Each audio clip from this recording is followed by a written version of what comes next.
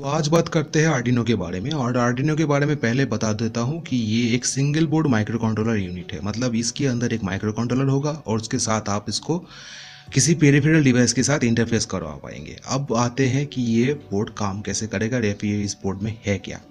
देखिए, आर्डिनो एक ऐसा बोर्ड है जिस बोर्ड के थ्रू आप एक आर्डिनो के साथ दूसरे आर्डिनो को कम्युनिकेट करवा पाएंगे। आप एक आर्डिनो के साथ दूसरे आर्डिनो को इंटरफेस करवा पाएंगे। उसके साथ आप प्रोग्राम लोड करके कुछ ऑटोमेशन या फिर रोबोटिक्स का काम भी कर सकते हैं। अब देखते हैं कि आर्डिनो होता क्या है। इसके अंदर यहाँ पे जो है पार्ट है, ये होता है इसका माइक्रो कंट्रोलर, जिसमें रखा जाता है एटमेल की तरफ से आता हुआ एटमेगा 32। अब ये जो एटमेगा 32 है, इसके साथ ही सबका इंटरफेस हुआ रहता है। जैसे यहाँ पे रखा होगा, आप उल्टी तरफ से देखेंगे तो यहाँ पे लिखा रहता है कि ये है मेड इन इटली। तो मेड इन इटली का मतलब ये है कि ये जो आर्डिनो का जेन्युइन हार्डवेयर है ये इटली में तैयार हुआ, पर ये जो है हमको मिलता है इसका क्लोन वर्जन। अब ये जो क्लोन वर्जन है, ये क्लोन वर्जन को मुझको कोलकाता में मैंने जब खरीदा था तो इसका प्राइस 320 आया था। केबल के साथ 350 इसका प्राइस हो गया और उसके साथ यही उसका प्राइस है। बस ज़्यादा कुछ फ़र्क नहीं होता दोनों के बीच, बस थोड़ा क्वालिटी के डिफरेंस रहता है। उसके अलावा बाकी आर्डिनो ये जो है ये आर्डिनो उनो है।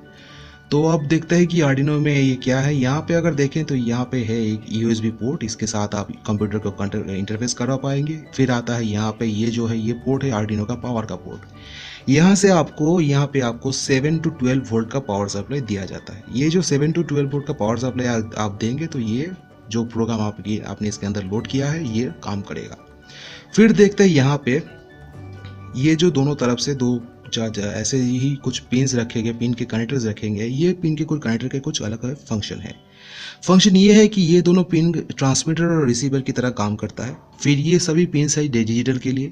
अब ये यहाँ से लेकर 13 तक ये सब डिजिटल के पिन है और इसके साथ एक ग्राउंड है। मतलब आप डिजिटल सिग्नल को ऐसे ही कनेक्ट कर सकते हैं। कोई डिजिटल सेंसर हो उसके साथ ऐसे ही आपको कनेक्ट करवा पाएंगे और यहाँ से आप डिजिटल आउटपुट ले सकते हैं।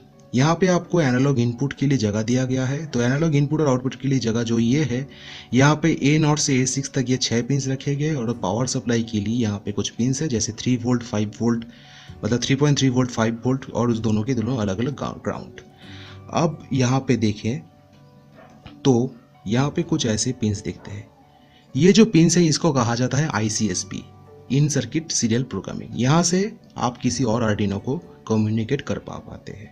अब इसका कुछ फंक्शन ये है कि ये जो 6 पिन है इसका नाम ऐसे होता है।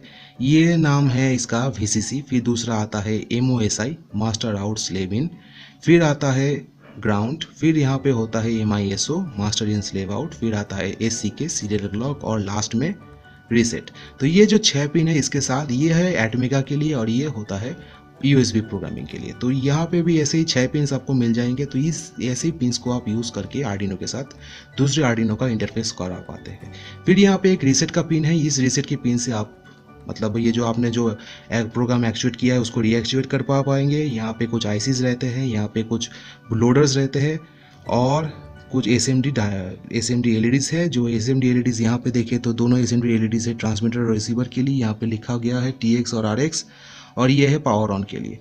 तो दूसरी बात ये होता है कि आर्डिनो एक हार्वर्ड आर्किटेक्चर का मॉडल है। मतलब ये जो मॉडल बनाया गया है इसमें हार्वर्ड आर्किटेक्चर को यूज़ किया गया है। मतलब इसका इंटरनल आर्किटेक्चर हार्वर्ड टेक्नोलॉजी का है।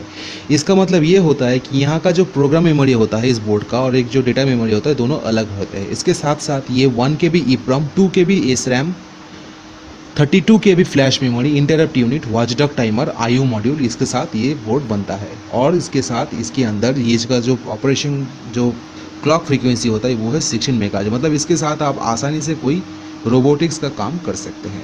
इसीलिए ये बोर्ड बहुत वाइडली यूज़ होता है और बहुत चीप भी है। ये सभी देखने के बाद ये बोर्ड होता है आर्डिनो। अगले वीडियो में मैं आर्डिनो के बारे में कुछ और बताऊंगा और मेरे चैनल को सब्सक्राइब करके रखिए और वीडियोस को देखते रहिए।